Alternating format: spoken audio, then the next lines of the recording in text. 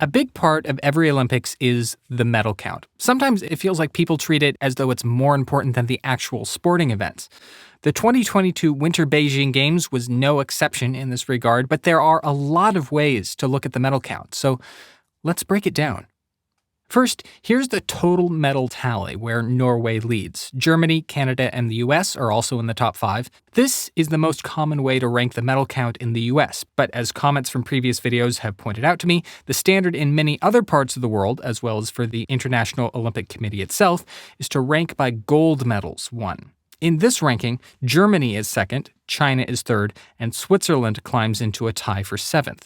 Norway won more golds than any nation has ever won in the Winter Olympics this year, breaking its own record from 4 years ago. Before we go any further, it's important to note that all these graphs are based on the official medal count from the IOC, which has not, as of yet, stripped any medals because of positive drug tests, even though it was revealed during the Games that at least one athlete who medaled did have a previous positive test. Obviously, that means there's a good chance the medal table will change in the future, but officially it hasn't yet, and the graphs in this video reflect that. Unfortunately, this sort of thing isn't a rarity. My Tokyo Olympics video is already out of date just 6 months later because of positive doping tests. So there's an asterisk besides all of these results, unfortunately, but whatever happens in the future, a handful of medals changing hands won't change the basic conclusions of this video. Okay, moving on. A compromise between the total medals ranking and the gold medals ranking is to use a medal points system. There are several ways to do this, but I like to award 4 points for a gold, 2 for a silver, and 1 for a bronze. This doesn't actually change much at the top of the rankings, but it will come in handy to use in some of our other rankings that are coming up. Improbably, this measure actually creates a 4-way tie for 6th, which is random. Of course, population has a huge effect on how many medals a nation wins, so here is medals per capita, or more specifically, medals per million people. In the Summer Games, this usually puts a very small country in the lead, but all it does here is send Norway farther into the lead, though they're now followed by Slovenia, Austria, and Sweden. Finland, Estonia, and New Zealand also make appearances in the top 10. Medal points per capita yield similar results, though Slovakia does climb into the top 10. Per capita standards are an interesting way to highlight small nations, but I don't think they're that much fairer than simple medal tallies, because there just aren't enough medals available for large nations to compete on a per capita basis. To fix this, I introduced the Impressiveness-o-meter, which uses a probability calculation, similar to the one you might use to figure out how often a small number of dice will outroll a large number of dice. The more unlikely a nation's success based on their population, the higher their impressiveness score. And the results will not shock you, because Norway now leads by even more, followed by Austria, Sweden, the Netherlands, Switzerland, Germany, Canada, and Slovenia. Finland rounds out the top 10.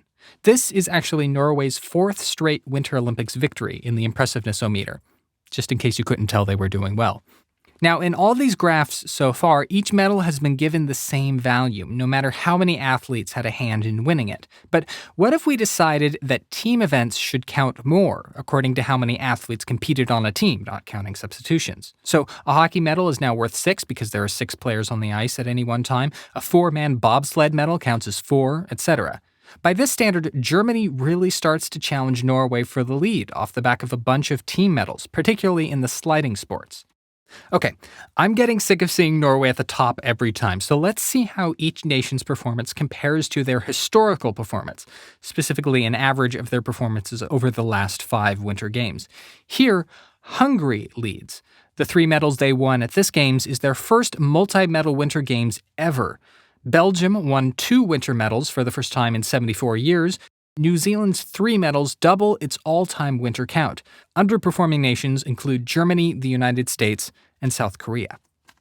Now let's look at medal points per athlete, which rewards nations who won a large number of medals in proportion to the number of athletes they sent to the Games. Here, Norway is finally edged out of first place by the Netherlands, who took home 17 medals with only 41 athletes. Norway is second, 37 medals from 155 athletes. New Zealand is third, 3 medals from 15 athletes. This measure brings South Korea into the top 10. Population and team size aren't the only things that can affect results. So can the number of medals given out in each sport or category. For instance, freestyle skiing gives out 13 sets of medals, hockey gives out 2. That doesn't seem fair, so let's weight medals so that each sport category has the same value. Now, deciding how to organize these categories is subjective. I went with the categories used on the official Olympics.com website and Wikipedia. Not everyone will agree with these categories. For instance, each sliding sport gets its own category, while all snowboarding events are compressed into one, but I think it's as close as we'll get to an unbiased way to sort things. Value each category equally, and you get this. Germany finally outpaces Norway, with the United States and Canada also climbing higher in the standings. If you look at a sport-by-sport breakdown, you can see why Germany suddenly jumped ahead. They dominated all three sliding sports. I've never done this particular graphic before, and I was surprised at how obvious each nation's specialty is. The Netherlands' big wedges are in both speed skating categories, of course, while Norway dominates in cross-country skiing and the two categories that are basically cross-country skiing plus something else. Austria favors action sports like luge, alpine skiing, ski jumping, and snowboarding. The US is most present in the more modern categories of snowboarding and freestyle skiing, as well as the rink sports of hockey and figure skating. Then you've got nations with one specialty, like Great Britain with curling, South Korea with short track, and Switzerland with alpine skiing. And then you also have nations with a small presence, but in a lot of different sports, like Sweden, Italy, Canada, and China. Here's how these pies look according to the number of medals each category gave out, and you can see how Germany, who leads when each sport counts equally, gives back the lead to Norway when you go back to a simple medal tally. National wealth can obviously have a huge influence on the Olympics as well, so here is medals compared to GDP, where up and to the left is good. Put this on a logarithmic scale, and countries like Slovenia and maybe even Slovakia, Hungary, and New Zealand start to stand out. Shift this to the, I believe, slightly superior medals per capita versus GDP per capita, and Slovenia really stands out. If we zoom in a little, we can see that Estonia, Latvia, and even Finland are getting good bang for their buck, or rather, euro. By the way, compare this to the same graph from the Tokyo Games last summer, and it becomes really obvious that the Winter Games are for rich countries. Look at how many relatively poor nations medaled in the Summer Games, and how few medaled here. It's a lot cheaper to run or play a field sport than it is to train on ice and snow. Climate can also have a huge impact on Winter Olympic performance, obviously, so here is impressiveness compared to average temperature. Here we can see just how much of an uphill battle Australia is fighting to compete in the Winter Games at all. Spain as well. France, Italy, and even Japan and South Korea seem to have found Winter Games success in spite of their climate rather than because of it. Another similar measure is to compare impressiveness with distance from the equator. The first thing you'll notice is a big gap over to the left where all the tropical nations would go. A while ago, I had the bright idea to do a video highlighting the Winter Olympic medalists from tropical nations, only to find out that there are none. Japan and Korea stand out here, as well as Canada. Even the US doesn't look too bad on this graph. Finally, for one last graph, I thought I'd do something a little different. You've noticed that Norway tops almost every chart in this video, but Norway also has key advantages that give them a leg up in the Winter Olympics, namely geography, weather, and money. So here is a graph that handicaps against distance from the equator and wealth and cold temperatures in equal measure. This is also known as the anybody but Norway graph. According to this, it looks like Austria, Slovenia, Italy, Japan, and South Korea are the nations that most outperform their circumstances. And there you have it, 15 ways to rank Beijing 2022. Last video, a lot of people asked me to do a combo ranking, where I would take all these rankings and sum them up into one ultimate metric. I considered this, but I've decided that this year at least, I'm not going to do it. For one thing, you already know who would top the list, but more importantly, I'm worried that it would defeat the point of this video.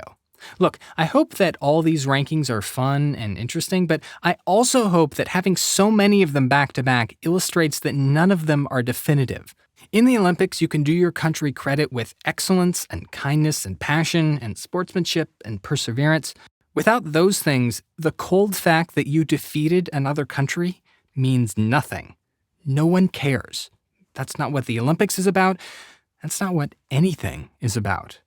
True patriotism lifts other nations up, as well as your own. It doesn't look at another nation's success as a negative. We need to ensure that that inclusive, positive spirit is what the Olympics inspires, because it's not inevitable that it does. And goodness knows, We need a lot more of it.